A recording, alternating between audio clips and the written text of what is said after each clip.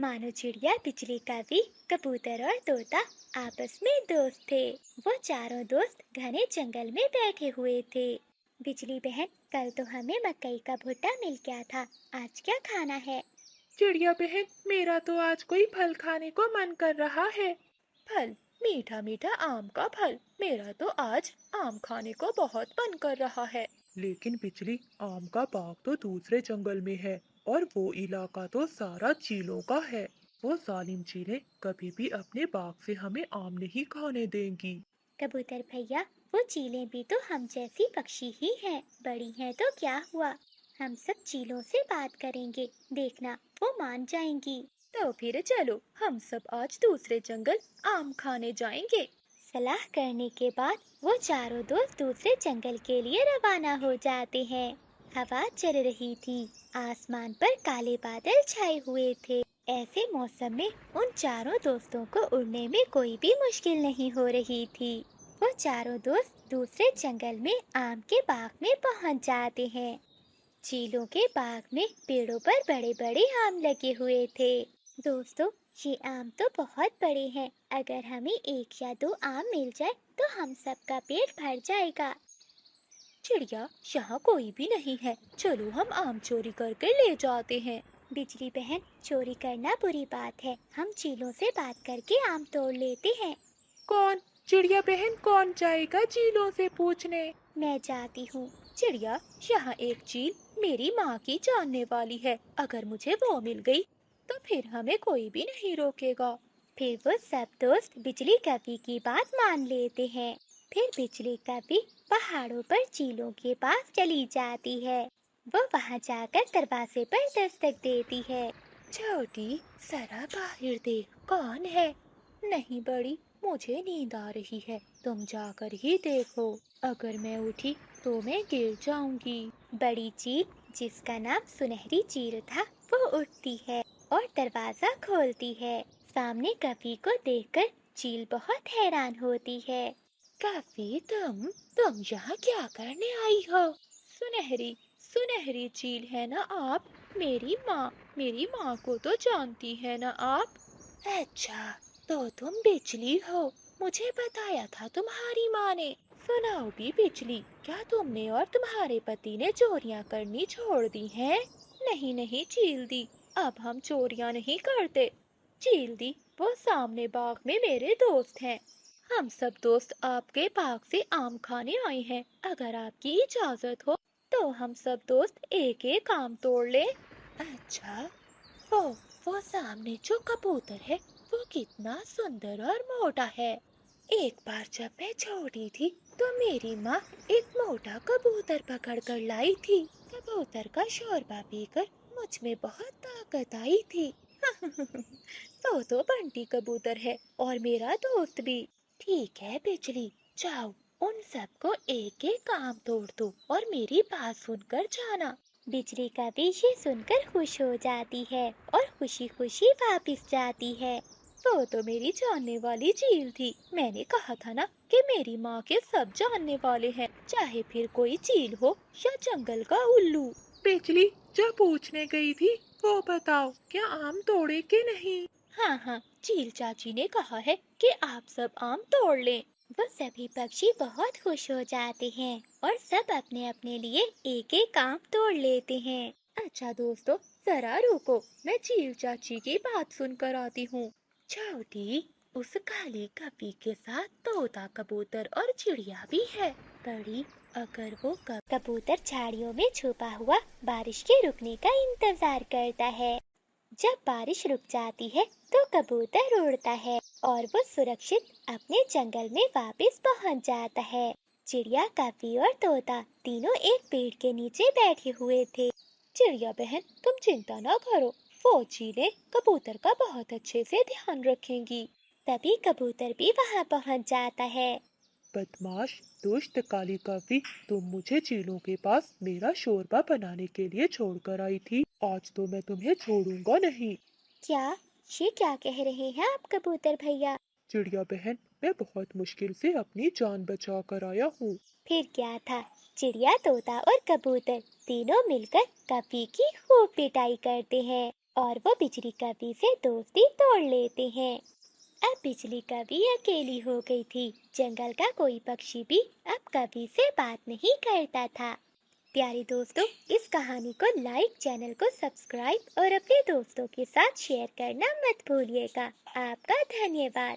माँ, अगर काम खत्म हो गया है तो पहले आकर पानी पी लीजिए, गर्मी बहुत ज्यादा हो रही है। मीना बेटी, आप इतनी गर्मी में खेत में क्या करने आई हो? आपको पता है ना कि आपसे ज्यादा गर्मी सहन नहीं होती। अगर तुम बीमार हो गई तो मैं क्या करूँगी बेटी? माँ, मुझे कुछ नहीं होगा। अगर आप इतनी गर्मी में काम कर सकती हैं तो क्या मैं घर से पानी नहीं ला सकती? अब चलिए जल्दी से पेड़ की छांव के नीचे बैठकर पानी पी लीजिए।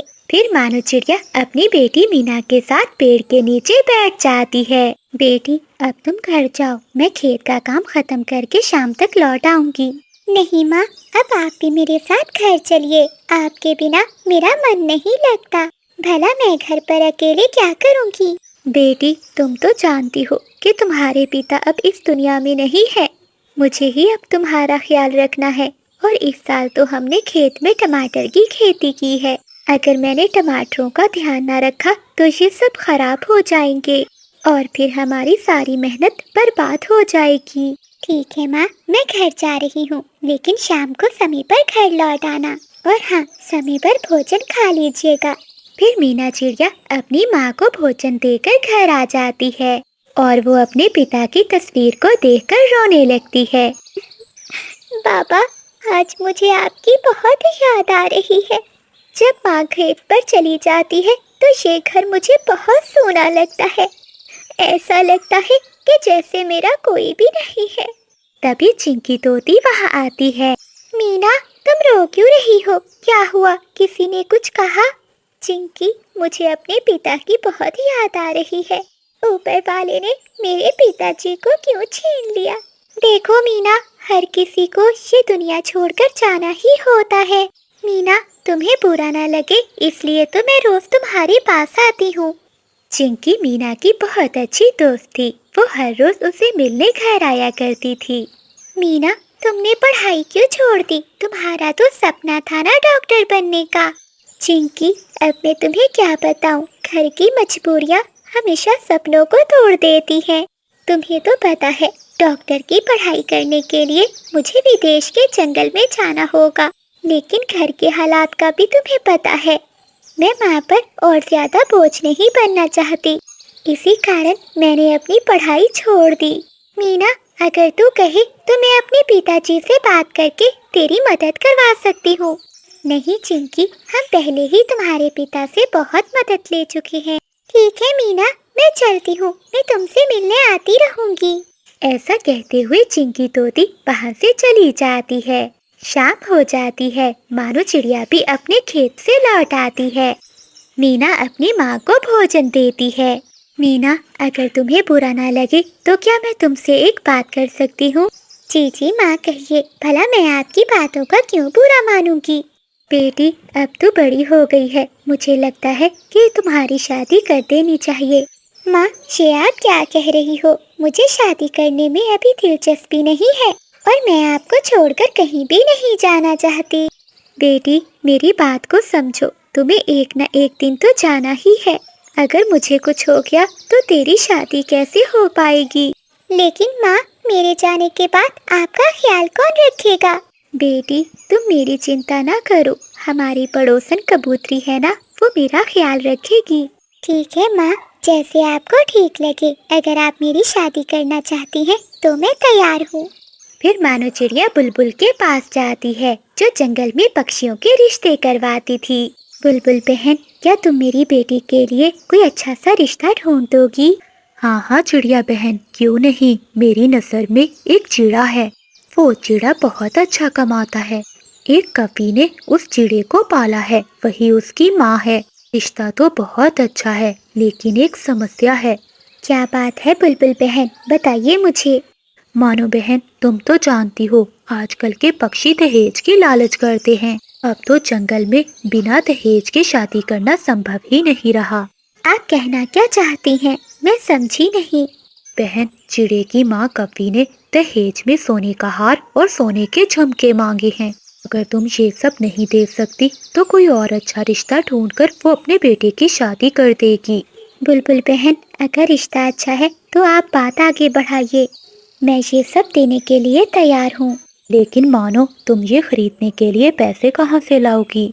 बुलबुल बहन, मैंने अपने खेत में टमाटर की खेती की है। उन्हें बेचकर जो मुनाफा होगा और जो घर में बचे हुए पैसे हैं, मैं उनसे अपनी बेटी की शादी करूंगी। तो ठीक है मानो बहन, मैं ये रिश्ते की बात आगे चलाती हूँ। दहेज में सोने का हार और झुमके मिलने पर चंदू चिड़े की माँ बिजली का भी तैयार हो जाती है।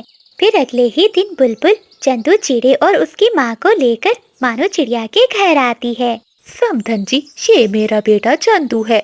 इसके पिता की एक दुर्घटना में मौत हो गई थी, तब से मैंने ही इसे पाला है। मेरा बेटा चंदू बहुत बड़े ऑफिस में नौकरी करता है। जी जी कवि बहन जी, मुझे आपका बेटा बहुत पसंद आया है। तो ठीक है समधन जी, मेरा बेटा भी आपकी बेटी से शादी करने के लिए तैयार है, लेकिन हाँ, आप अपना वादा ना भूल जाना। बहन जी, आप चिंता मत कीजिए, जैसे ही मेरे टमाटर बिक जाएंगे मैं आपको दे दूंगी। तो ठीक है समधन जी, ये रिश्ता पक्का हुआ।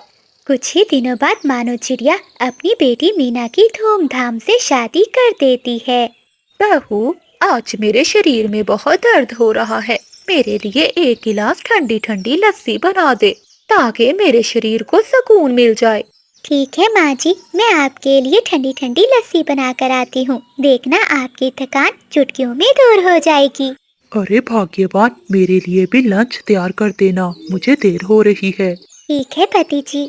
फिर मीना चिड़िया रसोई में जाती है। वो अपनी सास के लिए लस्सी बनाती है और अपने पति के लिए भोजन। फिर मीना चिड़िया का पति भोजन खाकर काम पर चला जाता है। चिंकी तोती की माँ सवित्री मानो चिड़िया के पास जाती है। अरे क्या हुआ मानो, तुम ऐसे मुंह लटका कर क्यों बैठी हो? अरे सावित्री बहन, आप मुझे बुला लेती, मैं आ जाती। आपने यहाँ आने का कष्ट क्यों किया? ये तुम कैसी बातें कर रही हो? दोस्ती में अमीरी गरीबी नहीं देखी जाती। अच्छा, मुझे ये बताओ कि तुम उदास क्यों बैठी हो? क्या बताऊं सावित्री बहन, जब से मीना को इस घर से विदा किया है, मेरा किसी भी काम में मन नहीं लग रहा। बस हर समय उसी को याद करती रहती हूँ। मानो बहन, दुनिया की हर माँ अपनी बेटी से बहुत प्यार करती है, लेकिन क्या करें, बेटियां तो पराया धन है। और कुछ दिनों के बाद मेरी बेटी की भी शादी हो जाएगी और फिर मेरा घर भी सूना हो जाएगा। हाँ सावित्री बहन, तुम ठीक कहती हो। ऐसे ही कुछ दिन बीत जाते हैं। मानो चिड़िया अपने खेत में टमाटर की खेती को देखकर बहुत खुश थी। फिर एक दिन जंगल में बहुत बड़ा तूफान आ जाता है और तेज बारिश होने लगती है। बारिशें कई दिनों तक जंगल में होती रहती हैं। जब बारिश रुकती है तो मानो चिड़िया अपने खेत में जाती है। ए ऊपर वाली, ये क्या हो गया? मेरी सारी खेती खराब हो गई। अब मैं समधन जी को क्या मुंह दिखाऊंगी? अगले दिन मानो चिड़िया घर में बैठी हुई थी कि बिजली का भी वहाँ आ जाती है। राम राम समधन जी, कैसी हैं आप? समधन जी आप? मैं ठीक हूँ, आप कैसी हैं? सब ठीक तो है ना?